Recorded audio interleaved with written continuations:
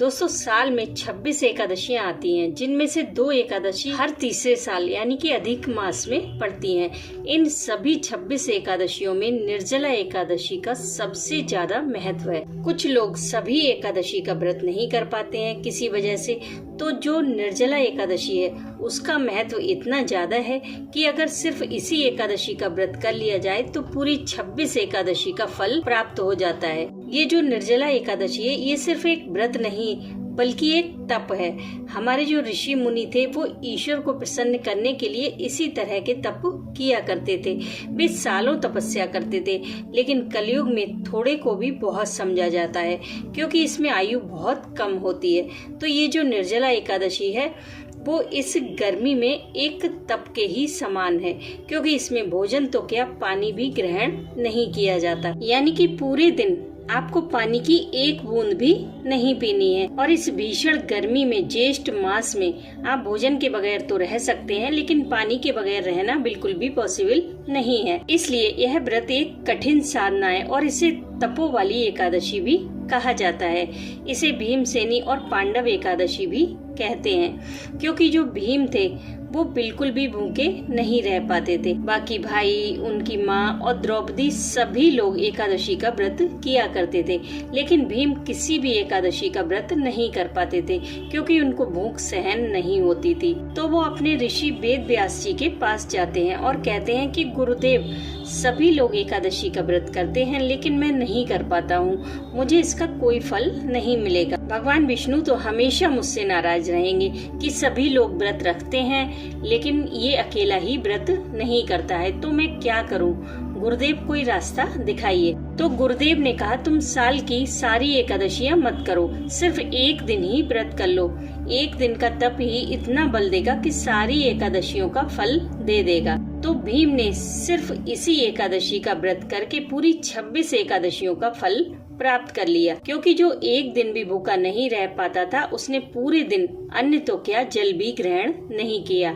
इससे बड़ा तप और क्या होगा। इसलिए इसे भीमसेनी या पांडव एकादशी भी कहा जाता है। इसमें आपको क्या करना है, आप सुबह जल्दी ब्रह्म मुहूर्त में उठें, अपने दैनिक कार्यों को कर लें, स्नान आदि वगैरह। इसमें विष्णु भगवान की पूजा का विशेष विधान है, उनकी पूजा करें, उनका अभिषेक यदि कर सकते हैं तो अभिषेक करें और ये विशेष चीज उनको जरूर अर्पित करें, और वो है तुलसी के पत्तों की माला, वो उन्हें जरूर पहनाएं। अगर हो सके तो 108 तुलसी के पत्तों की माला बना लें और उस माला को श्री हरि के गले में पहनाएं। इसकी महिमा मैं क्या बताऊं, इसका फल इतना है कि विष्णु जी को एक तुलसी का पत्ता भी समर्पित कर दे तो वो बहुत प्रसन्न हो जाते हैं। तो आप जो पूरी माला ही 108 पत्तों की इतने मन से खुद अपने हाथों से बनाकर पहनाएंगे तो आप सोच भी नहीं सकते वो कितने प्रसन्न हो जाएंगे।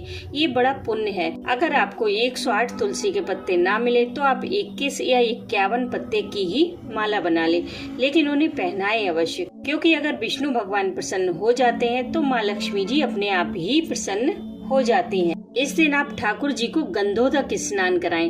पानी में चंदन और तुलसी के पत्ते मिलाकर जो स्नान कराया जाता है उसे गंधोदक स्नान कहते हैं। पंचामृत से स्नान शालिग्राम को कराएं और एक विशेष चंदन ठाकुर जी को अवश्य लगाएं, वो है हरी चंदन। ये आप घर पर आसानी से बना सकते हैं। सूखी हुई तुलसी की जड़ ले लें, उसे पत्थर पर घिसकर उसमें थोड़ी सी रोली मिला लें। इस चंदन को ठाकुर जी को, विष्णु भगवान को, शालिग्राम को, सबको लगाएं। यह चंदन ठाकुर जी को बहुत प्रिय है। आप एक बार लगाकर देखिए, इसके चमत्कार देखकर आप हर एकादशी पर इसे बनाकर जरूर लगाएंगे। और निर्जला एकादशी पर आप पूरे दिन ओम नमो भगवते वासुदेवाय का जाप करें। अगर आप विष्णु सहस्त्र नाम का पाठ कर सकते हैं तो वो बड़ा ही फलदायी है। आप हर एकादशी पर ना सही लेकिन इस एकादशी पर अवश्य करें। दान के लिए आप इसमें कुछ भी दान कर सकते हैं। अन्न का दान, जल का दान, वस्त्र का दान, धन का दान, दवाइयों का दान, आप किसी भी चीज का दान कर सकते हैं। सभी दान फलदायी हैं, लेकिन इस गर्मी में प्यासे को पानी पिलाने से बड़ा कोई दान नहीं हो सकता। अपने घर के बाहर एक बाल्टी में पानी भरकर रखें जानवरों के लिए, छत पर पक्षियों के लिए पानी रखें। यह व्रत हमें पानी के महत्व को समझाता है कि जब हम पूरे दिन पानी के बगैर रहते हैं तब हमें पता चलता है कि पानी कितना ज्यादा कीमती है। इसे बिल्कुल भी वेस्ट ना करें, इसका उपयोग भी उसी तरह करें जैसे आप अपनी किसी कीमती चीज का उपयोग करते हैं। और दोस्तों, इसमें एक चीज मैं आपको और बताना चाहूंगी कि इसमें आप जो भी जाप करें वो मानसिक करें, मुंह से बोलकर ना करें, क्योंकि जब आप मुंह से बोलेंगे तो आपका गला सूखेगा, होठ सूखेंगे और आपको ज्यादा प्यास लगेगी। तो आप इस दिन बैठे बैठे सिर्फ मन ही मन जाप करते रहें, ये आपके लिए ठीक रहेगा। इस व्रत का पारण भी करना होता है, यानी कि दूसरे दिन व्रत को खोलना होता है। जैसे आपने एकादशी का व्रत किया तो आपने पूरे दिन कुछ नहीं खाया पिया, और दूसरे दिन द्वादशी वाले दिन इसका एक पर्टिकुलर टाइम होता है, उसी बीच में इस व्रत को खोला जाता है, यानी कि व्रत का पारण किया जाता है। इसमें आपको कुछ नहीं करना, सिर्फ एक तुलसी का पत्ता मुंह में रखकर गायत्री मंत्र बोलना है और ठाकुर जी के चरणोदक से, यानी कि ठाकुर जी के नहाए हुए जल से उसे निगलना है। आप चाहें तो गायत्री मंत्र की जगह हरे कृष्णा महामंत्र का या ओम नमो भगवते वासुदेवाय भी बोल सकते हैं। एकादशी वाले दिन तुलसी तोड़ी नहीं जाती, आप तुलसी एक दिन पहले ही तोड़कर रख लें, भोग के लिए भी, माला के लिए भी और पारण के लिए भी। दान आप एकादशी वाले दिन भी कर सकते हैं, दूसरे दिन भी कर सकते हैं, लेकिन ध्यान रखें दान आपको पारण से पहले करना है, और जो भी दान करें उसे किसी जरूरतमंद को ही दें। इस दिन जितना हो सके भजन पूजा पाठ करें, और हो सके तो इस दिन एक संकल्प जरूर लें क्रोध न करने का, क्योंकि गीता में क्रोध को सबसे बड़ा शत्रु बताया गया है।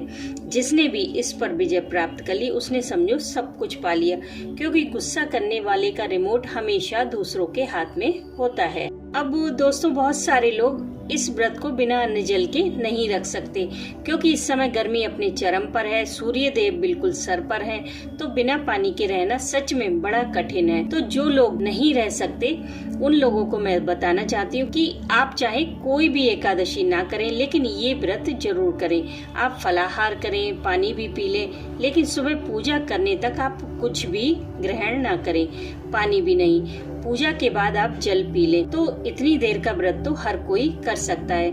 और दोस्तों, इस व्रत को आप भगवान श्री हरि की प्रसन्नता के लिए करें, किसी कामना के लिए नहीं। बिल्कुल निस्वार्थ भाव से, निष्काम भाव से इस व्रत को करें। आप देखेंगे आपके मन को असीम शांति मिल रही है। तो दोस्तों, वीडियो थोड़ी लंबी हो रही है, नेक्स्ट वीडियो में मैं आपको बताऊंगी कि आप कैसे व्रत करें जो प्यास कम लगे। कुछ टिप्स आपको दूंगी खुद के एक्सपीरियंस से, जिन्हें अगर आप फॉलो करेंगे तो आप आसानी से इस व्रत को बिना अन्न जल के भी कर सकेंगे। अगर आपने इस चैनल को अभी तक सब्सक्राइब नहीं किया है तो प्लीज सब्सक्राइब करके बेल आइकन को प्रेस कर लें, ताकि आपको सभी वीडियोस की नोटिफिकेशन मिलती रहे। और हाँ, वीडियो अगर पसंद आई हो तो लाइक जरूर कीजिएगा। परमात्मा पर अपना विश्वास बनाए रखिए। मैं मिलती हूँ आपसे नेक्स्ट वीडियो में, तब तक के लिए हरे कृष्णा।